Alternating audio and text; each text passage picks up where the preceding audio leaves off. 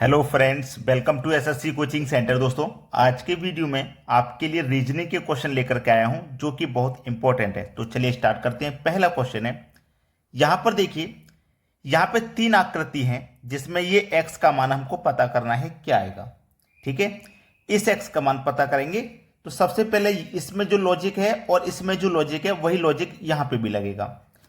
तो मैं अगर ये देखूं कि इसमें बड़ी संख्या बीच में 33 है, इसमें भी 33 है और इसमें भी बीच में 33 दिया गया है, तो मैं जो क्या करना होगा, मुझे ये सोचना होगा कि ये 33 कैसे बना होगा, क्योंकि रीजनिंग में हम क्या करते हैं, बड़ी संख्या की तरफ प्रश्न को सॉल्व करते हैं।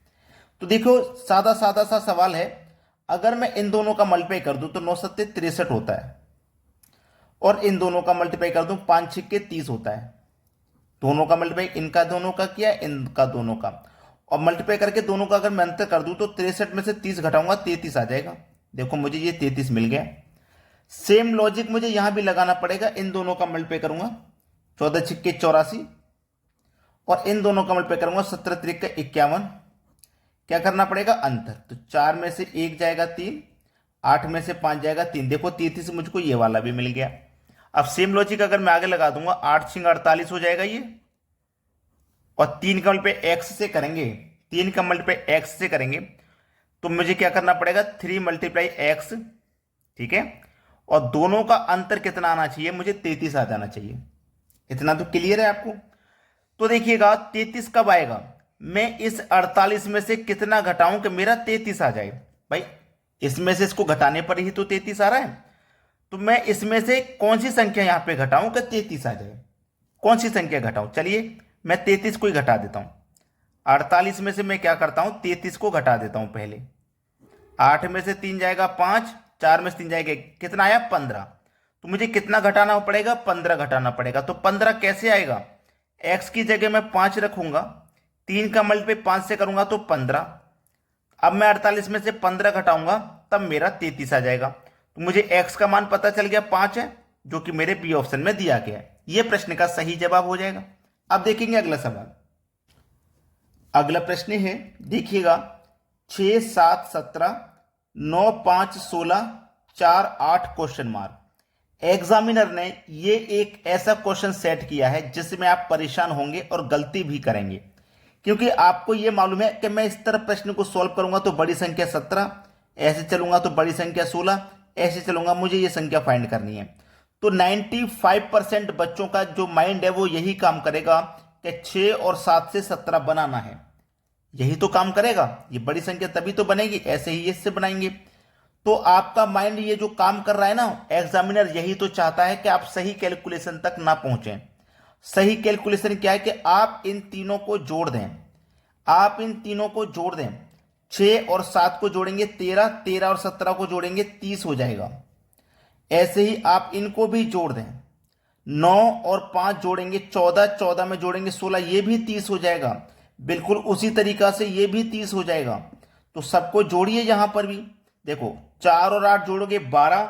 अब 12 में आपको कितना जोड़ना है कि 30 हो जाए, आप बोलेंगे सर 18 जोड़ना है, तो हमारा सवाल का आंसर 18 हो गया।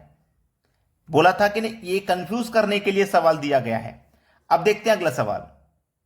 अगला प्रश्न है, इस प्रश्न में आप देखिए कि आप ऐसे चलोगे, ऊपर की तरफ बड़ी संख्या है लेकिन यहां पे बड़ी संख्या ऊपर की तरफ नहीं है, तो फिर हम क्या करें, ऐसे सॉल्व करें। अगर मैं यहां पे ध्यान से देखूंगा तो मुझे यह पता लग जाएगा कि मेरा जो मिसिंग नंबर है बीच में है। तो मैं अपना दिमाग इस तरीके से लगा सकता हूं कि ये बीच वाली संख्या कैसे आई होगी, ये बीच वाली कैसे आई होगी, और ये बीच वाली कैसे आई होगी। तो ये बीच वाली से अगर मैं स्टार्ट करूं तो मुझे 28 और 8 का कुछ ना कुछ करना पड़ेगा जिससे कि मेरा 60 बन जाए। तो मैं क्या करूं, 28 में से 8 को घटा देता हूं, 28 में से 8 को घटा देता हूं, कितना बचेगा 20। मुझे चाहिए कितना 60। तो 20 का मल्टीप्लाई मैं 3 से कर दूंगा तो देखो 60 बन जाएगा, ये 60 बन गया। ऐसे ही मुझे यहां पे लॉजिक लगाना है, 7 में से 3 घटा देता हूं, जैसे मैंने 28 में से 8 घटा दिया, से 3 घटा दूंगा 4 आ जाएगा। यहां 3 से मल्टीप्लाई किया, यहां भी कर दो, देखो 12 बन गया, 12 ही तो था। सेम लॉजिक यहां लगाइए, 2 में से माइनस कर दो 1 को, भाई इसमें से माइनस 1 हो जाएगा, 1 बचेगा।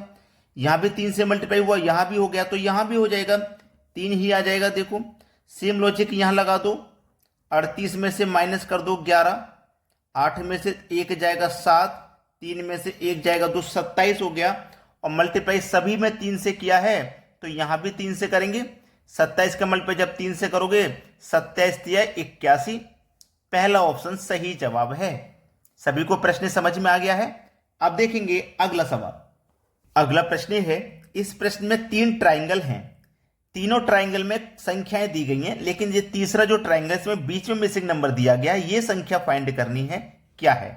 ठीक है, चलिए अगर मैं यहां पे ध्यान से देखूं कि मुझे बीच वाली संख्या फाइंड करनी है, तो मैं अपना दिमाग ये सोचूंगा कि ये बीच वाली संख्या कैसे आई और ये बीच वाली कैसे आई। तो बीच वाली संख्या अगर मुझे बनानी है तो इन बाहर वाली संख्याओं का कुछ ना कुछ करना पड़ेगा। अगर बाहर वाली संख्याओं को मैं आपस में जोड़ूं, जैसे 3 और 5 हो जाएगा 8, 3 और 1 4, 2 और 1 3, हो जाएगा कि नहीं हो जाएगा? सबको जोड़ो, 8 4 12, 12 और 3 15, और 15 का स्क्वायर कितना होता है? 225 होता है, जो हमारा बीच में दिया गया है। बात समझ में आई? वही लॉजिक यहां पे लगाओ, इनको जोड़ो, 1 और 1 2, 5 और 1 6, 3 और 1 4, सभी को क्या करना है? जोड़ना है। जैसे यहां जोड़ा था, 2 और 6 8, 8 4 कितना? 12, और 12 का स्क्वायर कितना होता है? 144, जो कि हमारा बीच में दिया गया है।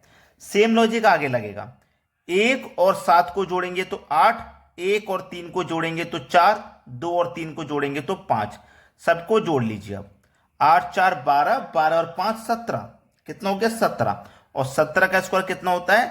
289। ठीक है, ये देखिए किस ऑप्शन में है? सी ऑप्शन में दिया गया है। ये प्रश्न का बिल्कुल सही जवाब है। अब देखते हैं अगला प्रश्न। अगला प्रश्न है 4 8 208, 1 5 61, 3 2 क्वेश्चन मार्क। तो इतना तो समझ में आ गया है कि नीचे वाली संख्या फाइंड करनी है, तो ये नीचे वाली संख्या कैसे आई होगी और ये नीचे वाली कैसे आई होगी। अब जब नीचे ही वाली संख्या फाइंड करनी है तो ऊपर वाली संख्याओं का कुछ ना कुछ तो करना पड़ेगा।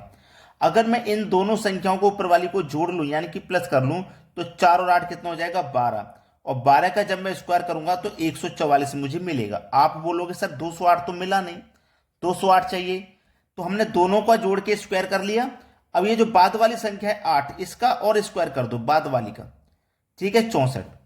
अब 144 और 64 को जोड़िए, 4 और 4 8, 14 और 6 20, 208 हो गया। यहां पे भी वही कीजिए, पहले तो दोनों को जोड़ के स्क्वायर करो, 1 और 5 6 हो जाएगा, 6 का स्क्वायर कितना? 36। ठीक है, क्लियर है यहां तक? तो फिर क्या करना है, जैसे मैंने बाद वाली संख्या का यहां पे स्क्वायर किया, बाद वाली संख्या का यहां भी कर दूं, मतलब 5 का स्क्वायर कर दूं तो 25। अब 36 25 को जोड़ दो तो 61 हो जाएगा। देखो 61 ही तो है। सेम लॉजिक, दोनों को जोड़ो 5 हो जाएगा, मतलब 5 का स्क्वायर 25। अब बाद वाली संख्या का स्क्वायर मतलब 2 का स्क्वायर, जो कि 4 होता है। अब जोड़ लो सभी को, 25 और 4 को जोड़ेंगे तो ये हो जाएगा 29, यानी कि बी ऑप्शन आपके प्रश्न का बिल्कुल सही जवाब है। तो जितने भी बच्चे अभी तक वीडियो को लाइक नहीं किए हैं वो लाइक कर दें, और शेयर नहीं किए हैं तो शेयर कर दें। ठीक है दोस्तों, धन्यवाद।